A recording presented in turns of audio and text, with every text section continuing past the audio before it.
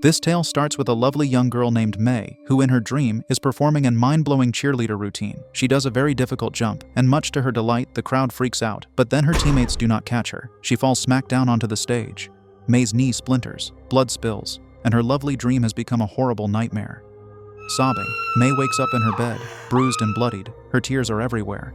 But worse than the bruises, she has no eyes. Somewhere else, thousands of sleep demon sand hourglasses glow. There seems to be a new eye inside one. 50 years later, a girl named Anna, whose parents died in a car crash, has moved into her family's grandmother. A woman with a dark pair of glasses and blind opens the door. She tenderly strokes Anna's face and invites her inside, of course. On the wall, Anna sees a picture of May, who was a remarkable young girl. She then feels sorry for her grandmother. This is the same house where Anna's mother was raised. Her heart is full of sorrow. She begins to take photographs of her daily life. A short while later, May starts to sense that someone is capturing her photographs from outside the window. She slowly turns her head. Her face is twisted and strange. Anna is frightened and runs away. The next day, a woman named Patty stops by the house with groceries. Patty is May's younger sister, Anna's great aunt. Patty sees Anna for the first time and is stunned by how closely she resembles her late mother. Suddenly, the sound of a stairlift is heard from above. Patty's face contorts into an expression of fear. She gets in her car and spins out of the driveway. Later, when May finds out that Patty had come over, she behaves completely normal, as if nothing happened. Later that day, Anna takes a walk and meets a couple of peers, Julie and Sean, by the lake. They drink and chat and talk about their tragedies. However, Anna keeps looking at a massive dead tree, still standing erect but utterly lifeless. Upon closer inspection, Anna finds the trunk of that huge dead tree has been etched with her grandmother, May's name.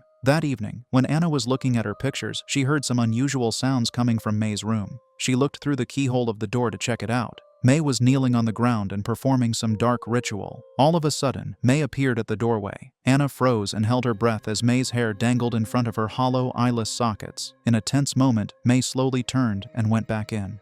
Anna exhaled with relief. The following day, Anna discovered an old diary which had some of May's unexplainable hatred for Patty written in it. In shock, Anna visits Patty, who finally shares the truth about May and her past. May was a young woman who was the most popular girl in school. She was beautiful, but she was also cruel, arrogant, and selfish. She had bullied her classmates until one of them cursed her with the sleep demon of their town, who trapped her in nightmares for eternity. She lost her eyes one night, which she would never get back. Despite the horror of this knowledge, that night Anna tried to go to sleep. Meanwhile, her friends Julie and Sean were planning a night by the lake together. The night went well until Sean, drunk and careless, started trouble. He threw May's walking stick into the river and started to make trouble with a small boy on roller skates, throwing a bottle and injuring him. Sean grabs the frightened boy and drags him, then in a moment of panic, unintentionally pushes him off the bridge. The boy's bones protrude through his skin, blood pooling everywhere. Anna is horrified but too frightened to utter a word. They take the boy to the hospital, and Sean and Julie lie and say he accidentally fell over the rail. Anna can't live with herself and goes to help the child on the inside. What she doesn't know is that the boy is Patty's grandson. When Patty finds out the truth, she does not go to the police. Instead, she teaches her grandson a revenge ritual that her ancestors have used for generations. At midnight, carve the name of the one that hurt you into that old tree. The old ways of justice will come. Meanwhile, that night the sleep demon wakes again. Fear and nightmares flood the town. May is also feeling something unusual, a strange combination of fear and hope. Similarly, a new sand timer appears by Anna's bed, and in the darkness, the shadow of the sleep demon rises again. Anna wakes up trapped in a nightmare, inside the same car crash scene where her parents died. A toy rabbit is filming her. With every flash of light, the world changes. The road, a castle, then a dark forest. The rabbit transforms into a white creature holding a knife. Blood rains from the sky. Anna finds a coffin in the woods. Inside it lies her own body. She's drenched in blood, screaming, unable to escape. Sean suddenly grabbed Anna forcefully. He dragged her into the car and drove away fast. His intention was to scare Anna so she wouldn't reveal the truth to anyone. Scared and restless, Anna stayed completely silent. She couldn't gather the courage to resist.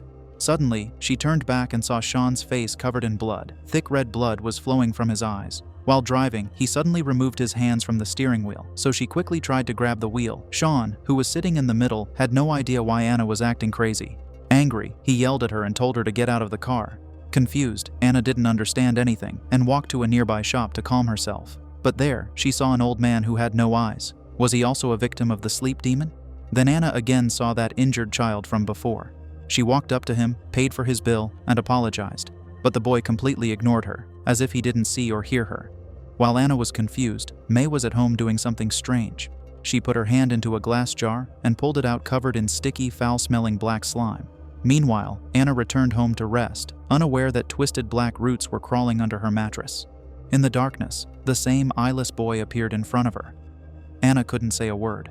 When she got up and ran after him, suddenly her own double appeared behind her.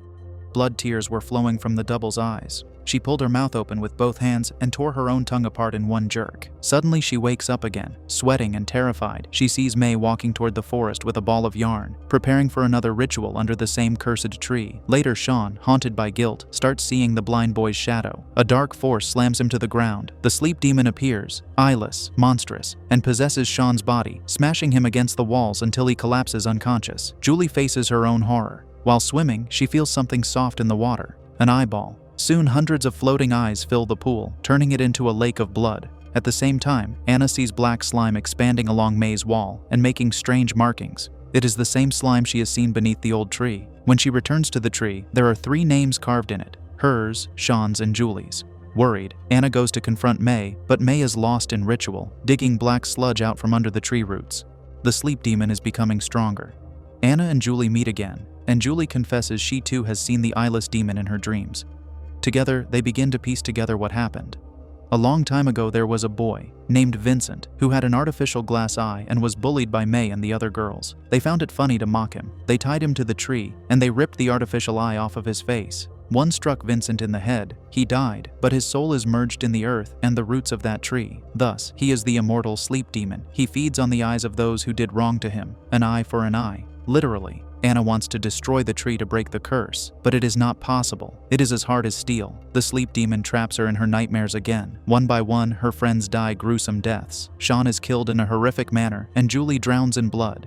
Finally, May, consumed with guilt, decides to atone. She resolves to end the curse with sacrifice. When Anna awakens tied up in a room covered in eye symbols, May stands over her with a knife and intends to give her eyes to the demon. Anna fights back. During the struggle, she injures May, frees herself, and fights back against the demon. Realizing the demon can only be defeated through an act of repentance, she recites the ancient law, an eye for an eye.